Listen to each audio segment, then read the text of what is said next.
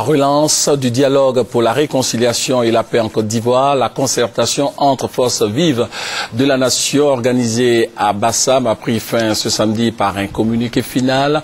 Plusieurs résolutions ont été prises pour renouer le dialogue entre l'opposition et le gouvernement, nous dit Alvarassa, son compte rendu. Conclave de relance du dialogue pour la réconciliation et la paix en présence du Premier ministre, garde des Sceaux, ministre de la Justice, Maître Jeannot Ahoussou Kouadio. 4 points étaient à l'ordre du jour. Le cadre de mise en œuvre du dialogue gouvernement-opposition.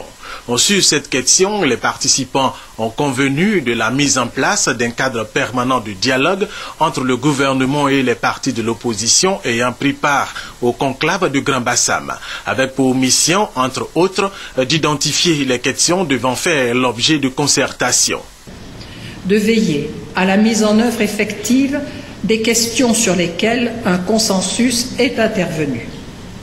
D'œuvrer au raffermissement des relations de confiance entre le gouvernement et les partis de l'opposition.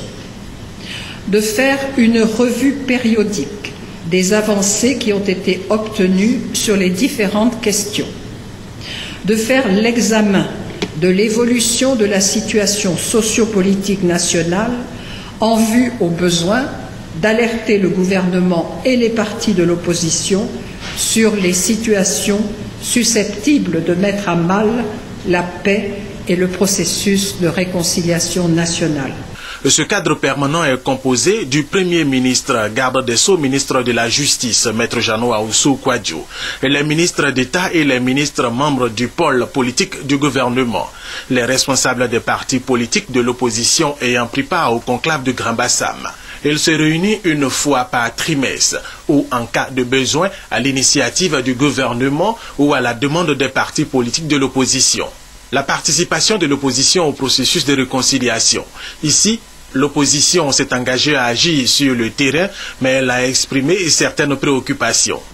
La libération des prisonniers issus de ses rangs, le retour des exilés, la suspension de l'exécution et l'annulation des mandats d'arrêt, le dégel des avoirs, le financement des partis politiques de l'opposition, l'accès aux médias d'État, la définition d'un statut de l'opposition, le respect de la liberté d'expression et de manifestation.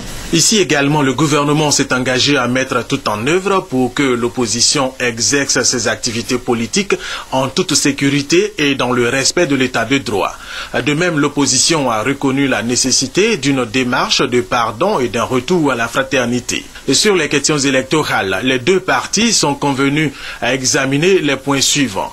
La composition et le fonctionnement de la commission en charge des élections, la révision de la liste électorale, le découpage électoral, le recensement général de la population, le financement des partis politiques, la sécurisation des élections, la relecture de la Constitution, l'accès équitable aux médias d'État, le traitement des contentieux électoraux. Et enfin, sur les questions judiciaires et sécuritaires, les points suivants ont été examinés.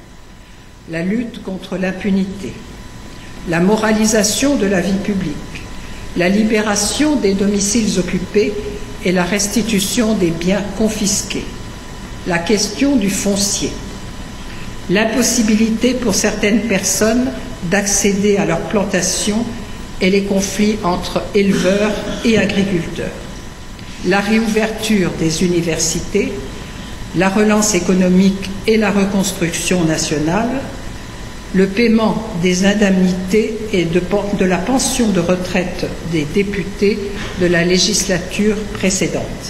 Tout en réaffirmant sa disponibilité à favoriser la réconciliation par des signes forts, le gouvernement a indiqué qu'il se montrera ferme contre toute tentative ou activité de déstabilisation du pouvoir.